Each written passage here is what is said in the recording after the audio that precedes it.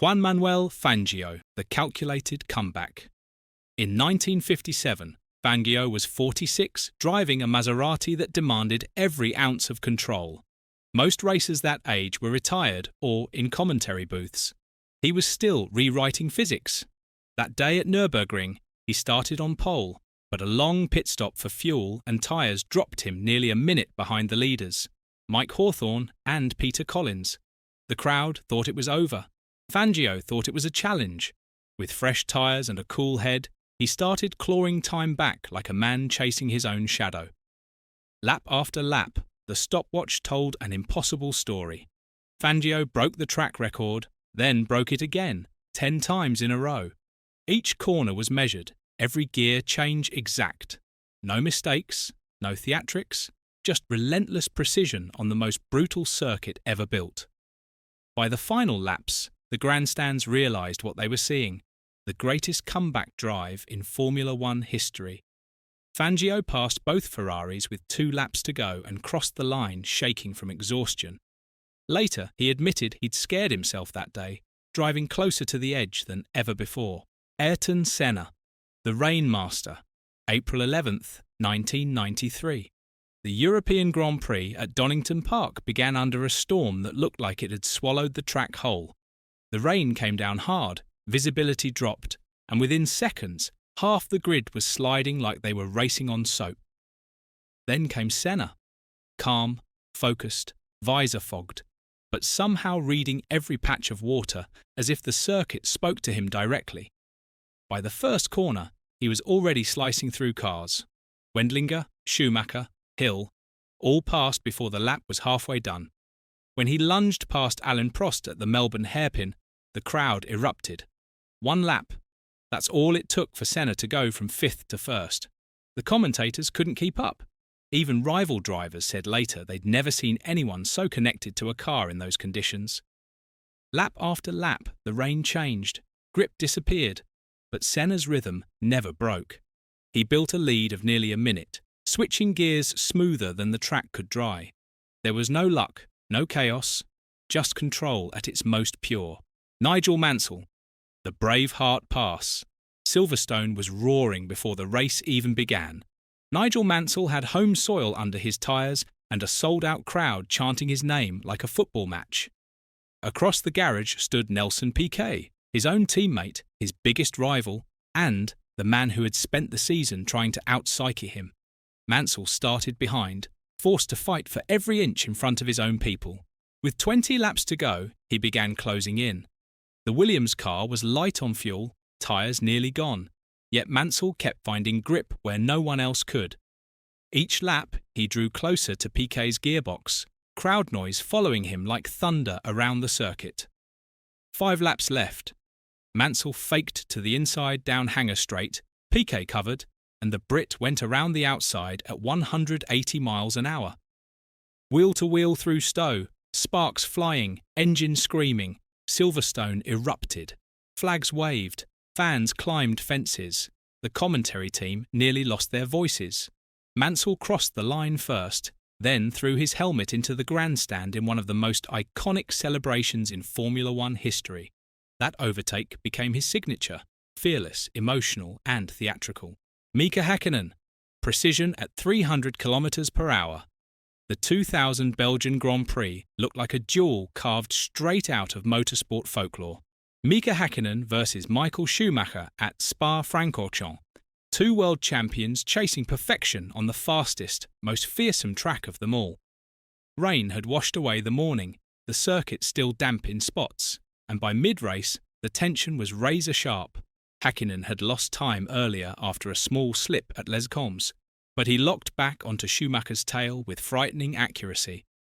Lap after lap, he stalked him down the straights, using every ounce of the McLaren's Mercedes power.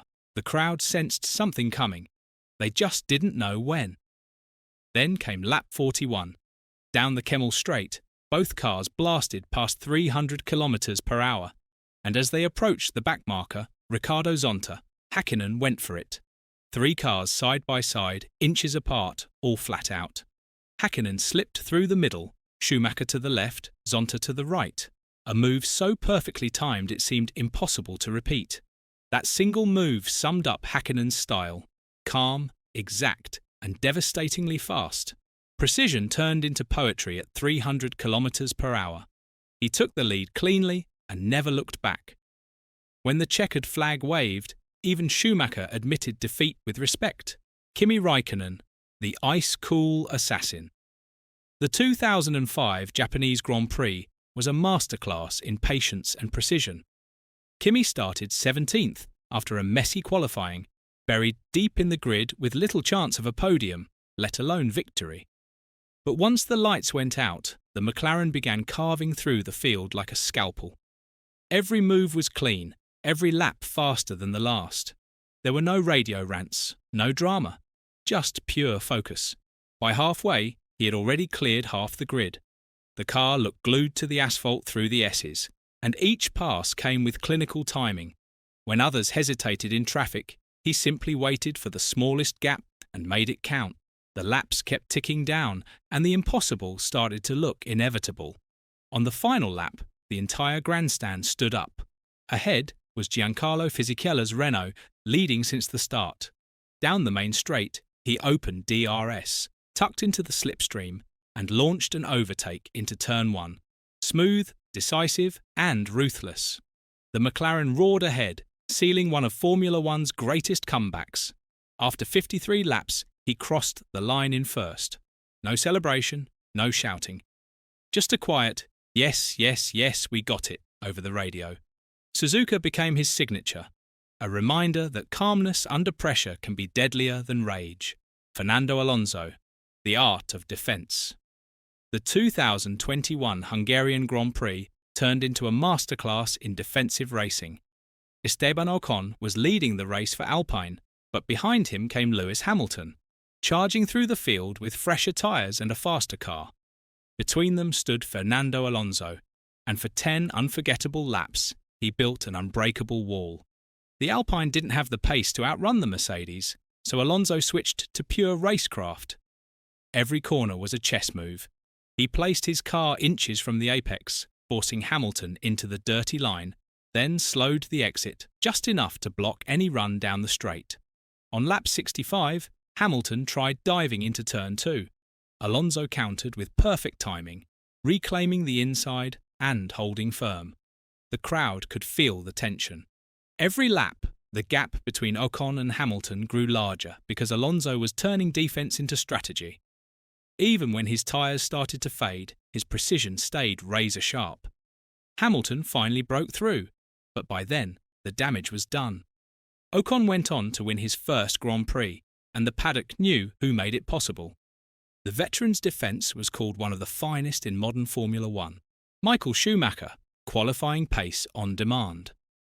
Hungary, 1998 was a tactical battle that turned into one of Schumacher's greatest drives.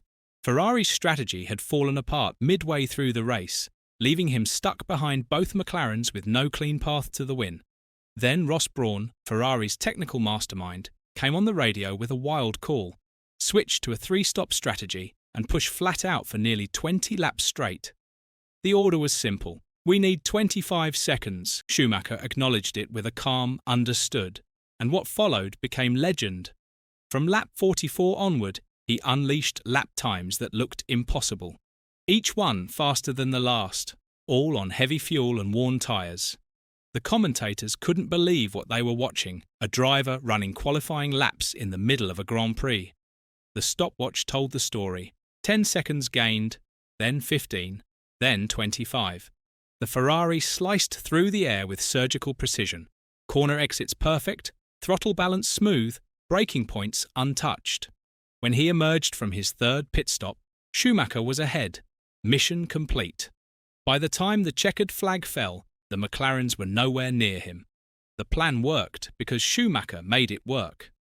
Hungary 1998 proved that focus could be weaponized, and raw speed could be sustained through sheer will. Lewis Hamilton, the switchback and tyre whisperer. The 2021 São Paulo Grand Prix started as an uphill battle for Lewis Hamilton. After a disqualification from qualifying and a grid penalty for an engine change, he lined up 10th on race day. What followed became one of the most complete drives of his career. He sliced through the field with precision, overtaking cars that usually required patience to pass. Every move was calculated, clean on the brakes, perfect on the throttle, and never desperate. By mid-race, he was staring at Max Verstappen's Red Bull, the rival who had turned the season into a heavyweight contest. For several laps, the two traded corners like boxers exchanging blows. Down the Rete Oposta, Hamilton went wide, set up the switchback, and powered through on the inside. The Mercedes rocketed past as the crowd at Interlagos erupted. It was a move built from patience, not luck. From there, Hamilton controlled every lap, managing tyre wear while keeping his pace relentless. Even with the car trimmed for straight-line speed, he made it look effortless. Each sector perfectly balanced between aggression and control. When the flag dropped, he crossed the line 20 seconds clear. The victory pulled him back into the title fight and reminded everyone what peak Hamilton looks like: calm under fire, fast when it matters, and relentless to the end. So, which of these legends would you trust to take the final lap for your life? Comment down below, leave a like, subscribe, and turn on the notification bell for more amazing videos like this one.